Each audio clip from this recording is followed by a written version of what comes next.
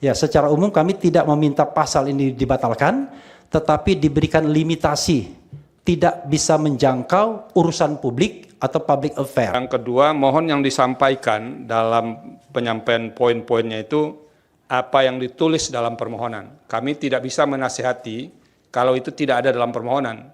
Jadi bahan yang kami bawa sekarang adalah mengomentari, menasihati apa yang ditulis dalam permohonan. Silakan, siapa yang mau menyampaikan? Bismillahirrahmanirrahim. Terima kasih Yang Mulia Profesor Saldi Isra, Yang Mulia Dr. Ridwan Mansur, dan Yang Mulia Dr. Adis Kadir. Selamat menjalankan tugas sebagai Hakim MK yang baru. Permohonan kami terhadap beberapa pasal dalam Undang-Undang ITE dan KUHP, baik KUHP lama maupun KUHP baru. Nanti ada reasoningnya kenapa kami masih menyertakan KUHP yang lama, yaitu pasal 310 ayat 1 KUHP yang lama, kemudian pasal 311 ayat 1 KUHP yang lama, kemudian yang barunya adalah pasal 433, kemudian 434 ayat 1. Kemudian juga kami mengajukan beberapa pasal dalam Undang-Undang ITE, Informasi dan Transaksi Elektronik, yaitu pasal 27A, kemudian pasal 28 ayat 2, nanti ada catatan terhadap pasal 28 ayat 2, kemudian pasal 32 ayat 1 dan ayat 2, serta terakhir pasal 35. Jadi Yang Mulia, panel Hakim Konstitusi, tentu Yang Mulia sudah memahami betul latar belakang mengapa kami mengajukan pasal-pasal ini.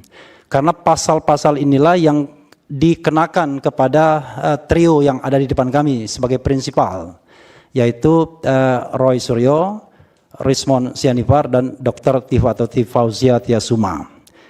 Beliau bertiga untuk sementara ini ditersangkakan dengan pasal-pasal ini.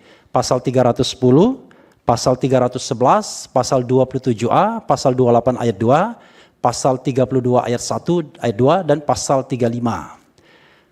Dan kami menganggap bahwa pasal tersebut justru ketika dikenakan kepada beliau itu melanggar ketentuan konstitusional. Makanya kita bawa normanya ke tingkat konstitusi. Ada 3 alat uji yang kami kemukakan, yaitu undang-undang. Sorry. Ini kalau begitu kewenangan mahkamah dianggap sudah diucapkan ya, disampaikan ya. Karena ya, mahkamah pasti berwenang. Iya, tapi legal kan standing Pak pasti Refli, diterima. tunggu dulu, jangan cepat-cepat. Ini kan kalau ditegur hakim nanti bisa rusak juga Pak Refli. Pelan-pelan. Pelan-pelan. Kewenangan mahkamah dianggap selesai. Nah, sekarang Bapak jelaskan legal standingnya di mana, begitu ya. Jangan melompat-lompat Pak. Orang belum legal standing udah sampai ke pokok permohonan Bapak ini. Terima kasih Yang Mulia Hakim Konstitusi. Pertama, kewenangan Mahkamah Konstitusi sudah kami anggap bacakan ya. Iya. Kemudian kedudukan hukum, legal standing pemohon. Jadi bahwa beliau bertiga ini ya, permohonan ini diajukan oleh pemohon pertama adalah Dr. Fauzia Tiasuma, kemudian Dr. Roy Suryo, Dr. Rismon Hasoholan Sianipar. Mereka bertiga ini adalah warga negara Republik Indonesia yang kebetulan mereka ada profesi masing-masing. Salah satunya adalah mereka adalah peneliti. Jadi sudah banyak produk penelitian mereka. Kalau pemohon pertama Dr. Fauzia Tiasuma saat ini secara paralel sedang menyelesaikan S3 di 2 tempat sekaligus, yaitu FISIP Unpad dan Kedokteran UI. Jadi, Pak Refli, yang ada dalam permohonan aja dijelaskan terlebih dulu. Oke. Kemudian Roy Suryo ini adalah Roy Suryo warga Indonesia wira swasta, kemudian Dr. Rismon adalah dosen. Kemudian kewenangan Mahkamah Konstitusi sudah saya anggap saya bacakan, kedudukan hukum, legal standing pemohon. Sudah saya katakan tadi mereka adalah warga negara Indonesia dan mereka merasa dirugikan hak konstitusional mereka karena saat ini mereka ditersangkakan dengan pasal-pasal yang kami mohonkan ke hadapan majelis panel hakim Mahkamah Konstitusi. Adapun pasal-pasal yang dimohonkan dalam pokok permohonan adalah sebagaimana yang sudah saya sebutkan tadi, Yang Mulia Hakim Konstitusi, pasal 310 ayat 1 KUHP, pasal 311 ayat 1 KUHP, pasal 433 ayat 1 KUHP, ayat 1 Undang-Undang 1 2023, pasal 434 ayat 1 Undang-Undang 1 2023, pasal 27A Undang-Undang Informasi dan Transaksi Elektronik, pasal 28 ayat 2 Undang-Undang Informasi dan Transaksi Elektronik, serta pasal 32 dan pasal 32 ayat 1 dan ayat 2 dan pasal 35 Undang-Undang Informasi dan Transaksi Elektronik. Inilah pasal-pasal yang digunakan untuk menersangkakan mereka dalam kasus yang dikenal publik sebagai kasus ijazah palsu mantan Presiden Joko Widodo. Adapun kami untuk mengajukan permohonan ini terhadap pasal-pasal tersebut adalah 3 pasal dalam Undang-Undang Dasar 1945 Yang Mulia. Pertama adalah pasal 28D ayat 1 UUD 1945. Setiap orang berhak atas pengakuan, jaminan, perlindungan, dan kepastian hukum yang adil, serta perlakuan yang sama di hadapan hukum. Pasal 28E ayat 3 UUD 1945, setiap orang berhak atas kebebasan berserikat, berkumpul, dan mengeluarkan pendapat. Pasal 28F UUD 1945, setiap orang berhak untuk berkomunikasi dan memperoleh informasi untuk mengembangkan pribadi dan lingkungan sosialnya, serta berhak untuk mencari, memperoleh, memiliki, menyimpan, mengolah, dan menyampaikan informasi dengan menggunakan segala jenis saluran yang tersedia. Nah, secara de facto Yang Mulia, mereka ini melakukan kegiatan meneliti yang namanya ijazah seorang mantan presiden, dan kemudian mereka ditersangka dengan pasal-pasal tersebut. Nah, kami menganggap bahwa itu adalah pelanggaran konstitusi. Pelanggaran konstitusi itulah yang ingin kami bawa ke sini untuk diuji, agar pasal-pasal tersebut secara umum tidak menjangkau kegiatan untuk melakukan penelitian, berpendapat, dan lain sebagainya, karena melanggar pasal-pasal yang saya sebutkan tersebut. Itu inti dari permohonan kami Yang Mulia. Maka selanjutnya kami akan bacakan petitum. Jadi secara umum kami tidak meminta pasal ini dibatalkan, tetapi diberikan limitasi, tidak bisa menjangkau urusan publik atau public affairs. Jadi termasuk juga terhadap mantan pejabat, sepanjang bahwa yang dipersoalkan adalah urusan publik atau public affairs atau public interest. Selanjutnya kami ingin membacakan petitum Yang Mulia. Rekan kami yang akan membacakan biar ada pembagian tugasnya. Silakan. Silakan. Terima kasih rekan Refli. Yang Mulia, saya akan bacakan petitum. Pertama, mengabulkan permohonan para pemohon untuk seluruhnya.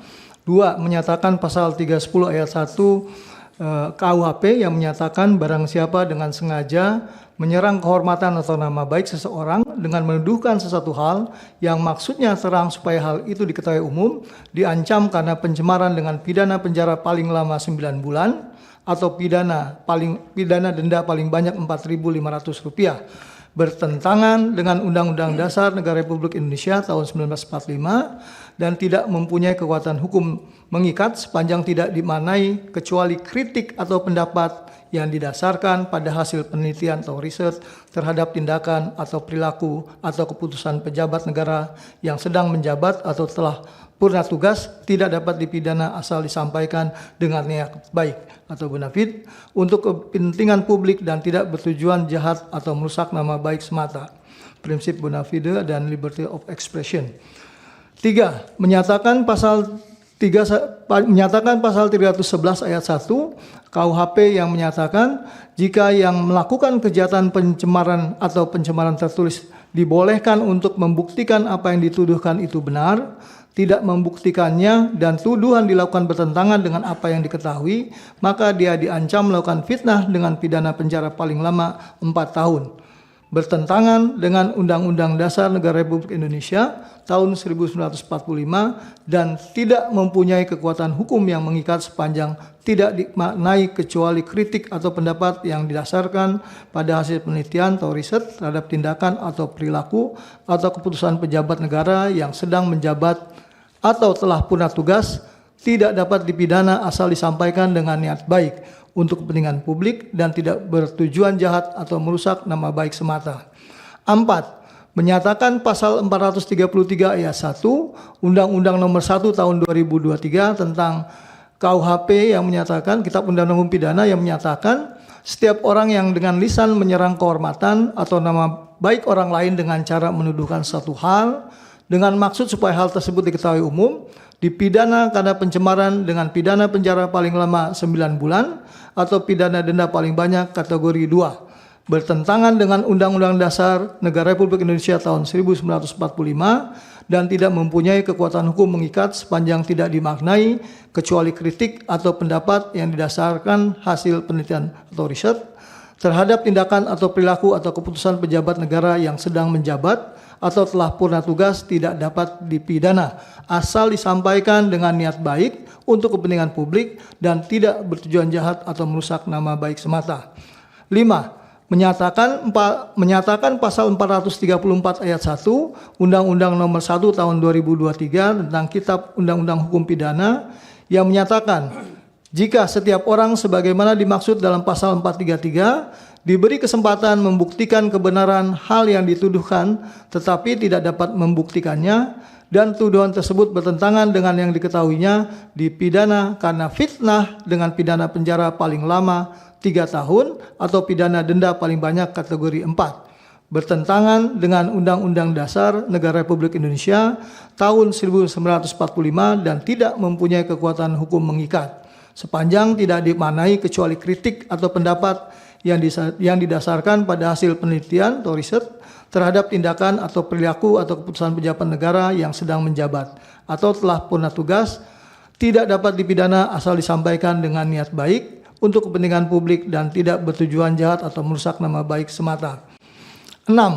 Menyatakan pasal 27A Undang-Undang Republik Indonesia Nomor 1 Tahun 2024 tentang perubahan kedua atas Undang-Undang Nomor 11 Tahun 2008 tentang informasi dan transaksi elektronik Lembaran Negara Republik Indonesia tahun 2004 nomor 1 dan tambahan Lembaran Negara Republik Indonesia nomor 6905 yang menyatakan setiap orang dengan sengaja menyerang kehormatan atau nama baik orang lain dengan cara menuduhkan suatu hal dengan maksud supaya hal tersebut diketahui umum dalam bentuk informasi elektronik dan atau dokumen elektronik yang dilakukan melalui sistem elektronik bertentangan dengan Undang-Undang Dasar Negara Republik Indonesia tahun 1945 dan tidak mempunyai kekuatan hukum mengikat sepanjang tidak dimaknai setiap orang dengan sengaja menyerang kehormatan atau nama baik orang lain kecuali pendapat atau kritik yang didasarkan pada hasil penelitian atau riset terhadap tindakan atau perilaku atau keputusan pejabat negara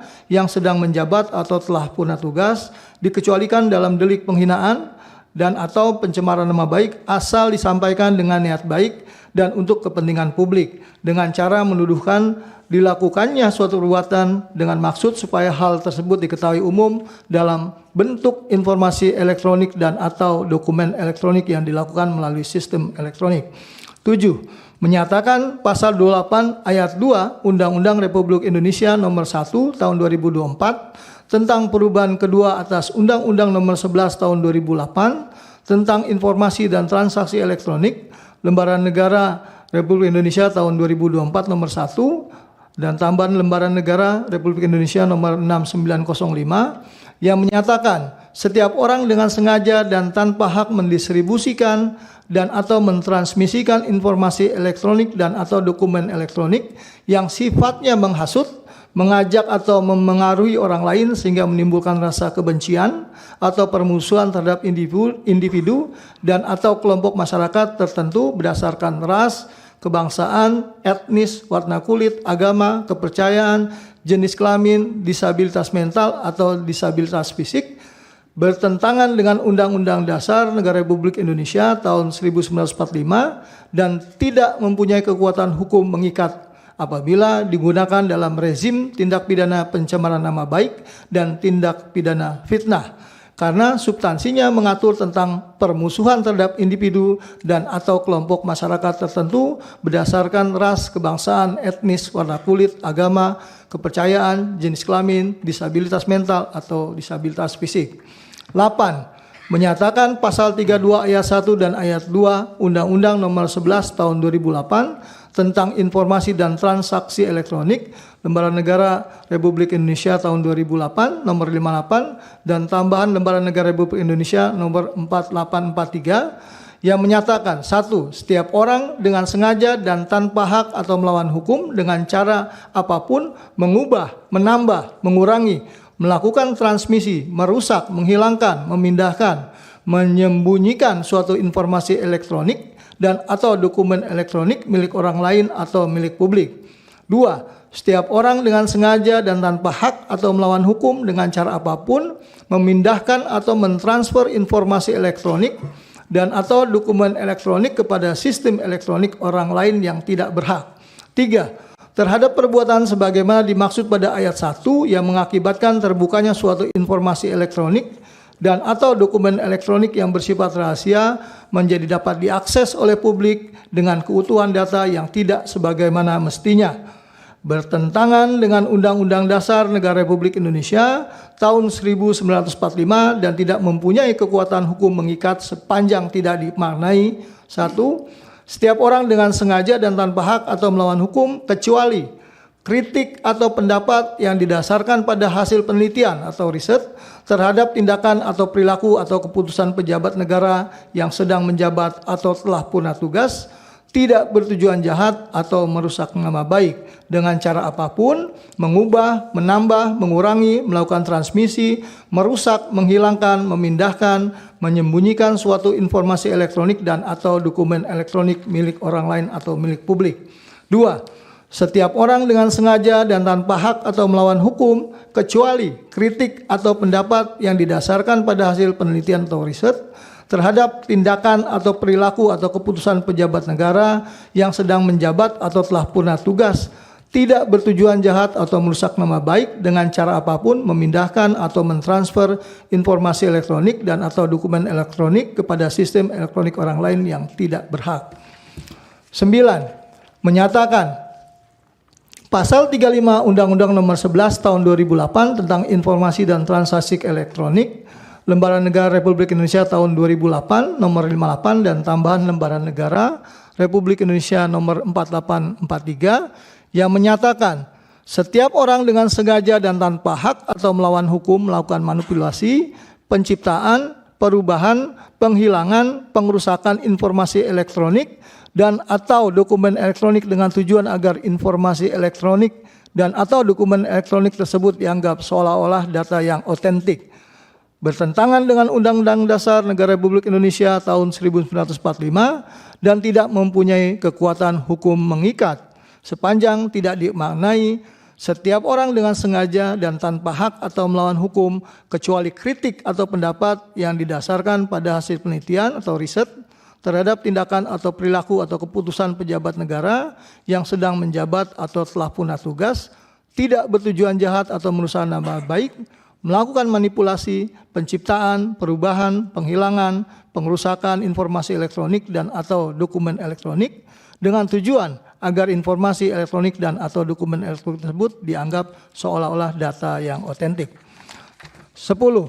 Memerintahkan pemuatan putusan ini dalam Berita Negara Republik Indonesia atau jika Majelis Hakim Konstitusi Republik Indonesia mempunyai keputusan lain, mohon putusan yang seadil-adilnya. Ex aequo e bono. Hormat kami, kuasa hukum para pemohon, ditandatangani Refli Jahmada Girsang, Muhammad Taufik, tidak ditandatangani, mohon maaf, Ramdansyah, Abdullah Al-Katiri, Mulyadi, Fadli Nasution, Muhammad Salman Darwis, Joni Silalahi, Wirawan Adnan, Tony Suwartono baru saja ditandatangani dan Ajis Yanuar. Terima kasih Yang Mulia. Yang Mulia, panel hakim, Ya. apakah kami berkenan diberikan kesempatan agar prinsipal menyampaikan sepatah dua patah kata dalam sidang pendahuluan ini? Kalau boleh tiga-tiganya. Ini tidak lazim Pak Refli. Iya. Ya. Oleh karena itu mungkin lebih baik hadirkan sudah ada kuasa hukumnya. Apa yang mau kan sudah dinyatakan dalam permohonan ya. Subscribe, share, like, and comment. Subscribe, share, like, and comment. Subscribe, share, like, and comment. Subscribe, share, like, and comment. Subscribe, share, like, and comment.